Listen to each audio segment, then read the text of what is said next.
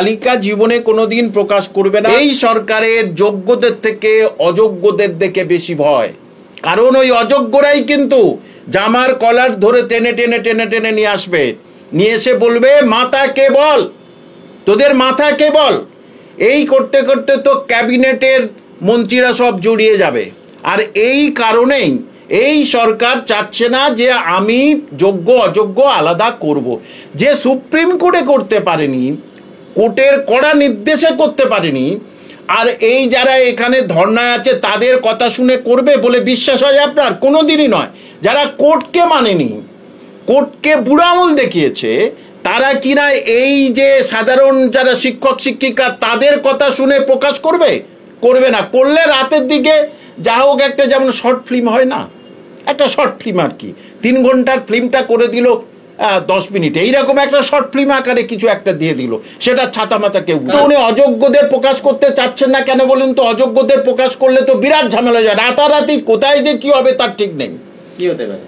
কি হতে পারে মানে?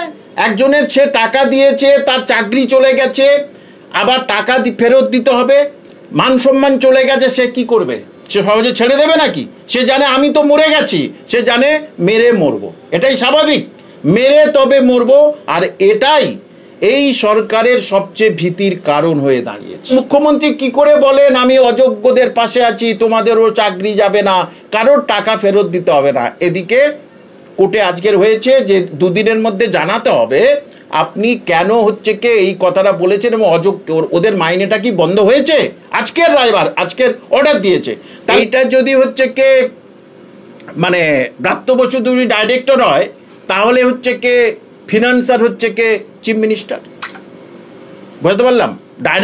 ডাইরেক্টর বললে তো হবে না, পয়সা কড়ির ব্যাপার আছে তো। তাহলে গ্রেটেস্ট ফিনান্সার হচ্ছে কে চিফ মিনিস্টার।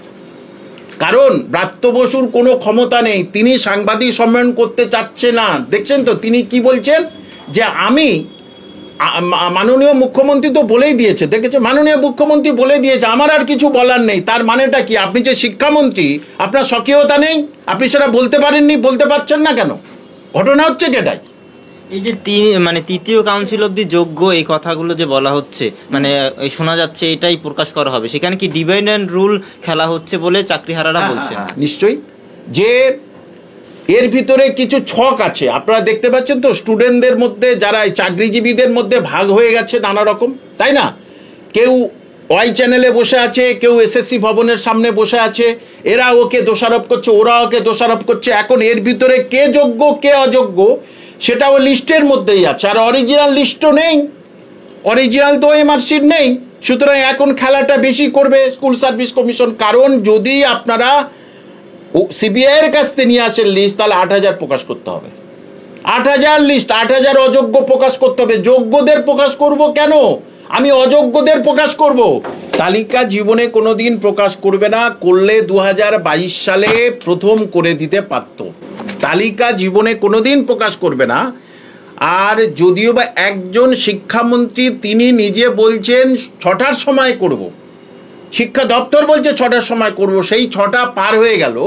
যে সুতরাং তালিকা প্রকাশ করার কোনো সৎসাহস নেই, কারণ প্রকাশ করলে আরও গোলযোগ বেড়ে যাবে, আরও গোলযোগ বেড়ে যাবে। সেই জন্যেই এই জাগমাগ করে এই 1 মাসটা পার হয়ে গেলে হলো আর কি। এই 3 তারিখ পার হয়ে গেলে তো রিভিউয়ের সব কিছু শেষ হয়ে যাবে। এবং সেই দেখুন তালিকা প্রকাশ করলো না, এবং করবে ভোর রাতের দিকে, কোথায় কি করে তার কোনো ঠিক নেই, কার ঘাড়ে কার যাবে, যোগ্য অযোগ্য যাবে, অযোগ্য যোগ্য যাবে। কারণ ওরা নিজেরাই দ্বিধায় আছে কারা যোগ্য আর কারা অযোগ্য। মোট ফার্স্টটা, প্রথম যে কাউন্সিলিং সেটা এবং দ্বিতীয়টা মোটামুটিভাবে ঠিক আছে, ধরে নেওয়া যায়, কিন্তু ওর ভিতরে আবার হয়তো পেছন থেকে আসতে পারে, মানে রিজার্ভের একেবারে ওয়েটিংয়ের পেছন থেকে আসতে পারে। কিন্তু 3 নম্বর কাউন্সিলিংতে পুরো যতগুলো হয়েছে সেগুলো পুরো 1 বছর প্যানেল শেষ হয়ে যাবার পর। সুতরাং পরবর্তীগুলো প্রকাশ করার কোনো অর্থ হয় না। এবং ওই যে 1 এবং 2 কাউন্সিলিং যেটা হচ্ছে সেটাতে আমরা জানি যে র্যাঙ্ক জাম্প করে হয়েছে, সেটা কোথায় হয়েছে? ওই প্রথম 1-2 যারা পয়সা কড়ি দিয়েছে তারা ওই একদম সবার পিছন থেকে চলে এসেছে ফার্স্ট কাউন্সিলে কি সেকেন্ড কাউন্সিলিংয়ে। সুতরাং বাদবাকিগুলোর তো একেবারে কোনো রকমের কোনো বেস নেই। মানে আপনি বলতে চাইছেন যে থার্ড কাউন্সিল অবধি যেটা বলা হচ্ছে যোগ্য হিসেবে প্রকাশ করা হবে সেখানেও অযোগ্যরা রয়েছে? সেখানে অযোগ্যরা রয়েছে, মানে সেখানেও দ্রুত, যাতে দ্রুত আমার চাকরিটা হয়ে যায় সেই জন্য পিছন থেকে একদম রিজার্ভের পিছনে আছে ওয়েটিং এর, তার ভিতরে সে ঢুকে গেছে যে আমার যাতে তাড়াতাড়ি হয়ে যায়, না হলে তো কাছের স্কুলটা আমার মনের মতো স্কুলটা আমি পাবো না। যারা ওয়েটিংয়ে আছে তাদের স্কুল তো কোথায় পড়বে তার তো কোনো ঠিক নেই। সুতরাং আর যদি সৎসাহস থাকতো সত্যি স্কুল সার্ভিস কমিশনের তথা মাননীয় শিক্ষামন্ত্রী ব্রাত্য বসুর, তাহলে সঙ্গে সঙ্গেই কিন্তু এটা বহু আগে দিয়ে দিত। এটা তো পরিষ্কার, এতজন পাশ করেছে, এতজন অযোগ্য। মানে টাকা পয়সাই আসল, টাকা পয়সাই তো আসল। যে ওদের নাম বলে দেবে, টাকা পয়সাটা আসল না, যা গেছে নাম বলে দিলেই তো সব কিছু হয়ে গেল যে যা।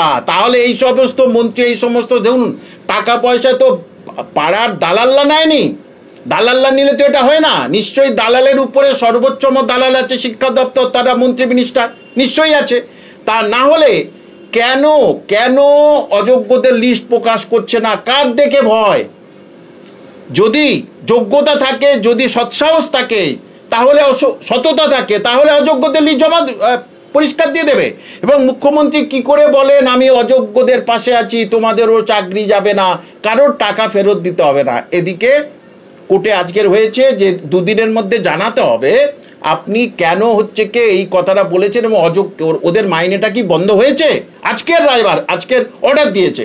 তাহলে দুদিনের মধ্যে মরার উপরে খাঁড়ার ঘা আসলে সব দিক থেকে না বিদ্ধ হয়ে যাচ্ছে, সব দিক থেকে বিদ্ধ হয়ে যাচ্ছে। দুর্নীতিবাজ সেটা সবাই বুঝে গেছে। এইবারে নিরীহ যারা চাকরি পেয়েছে তাদের দিক থেকে অভিশাপ পাচ্ছে। আসলে বিভিন্ন চাকরি পরীক্ষার্থীদের যারা চাকরি পরীক্ষা দিতে পারেনি 2016 থেকে, তাদের চোখের জল, তাদের বাপ মাদের মানে দীর্ঘশ্বাস, অভিশাপ সবগুলোই কিন্তু এই সরকারের মাথার উপরে এক হয়েছে আর কি। এই যে আপনার একটা শেষ প্রশ্ন থাকবে যে এখানে অবস্থান করছেন এবং বলছেন এসএসসির চেয়ারম্যানকে আমরা বাইরে বেরোতে দেব না যতক্ষণ না পর্যন্ত আমাদের দাবি পূরণ হচ্ছে, কি মনে হচ্ছে আপনার? দেখুন, এটা আমি পছন্দ করি না। একজন শিক্ষকরা তারা যে একজন মানুষকে, বয়স্ক মানুষকে তাকে ওখান থেকে বার হতে দেবে না, তার নানা রকম রাত্রে কোনো কিছু প্রবলেম হলে কি হবে?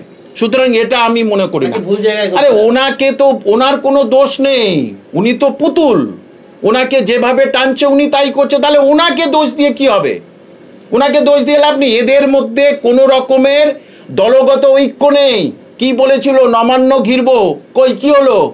এদের মধ্যে দলগত ঐক্য নেই এবং এদের মধ্যে ডিভাইড অ্যান্ড রুল নিজেদের মধ্যে ওরা খেলছে।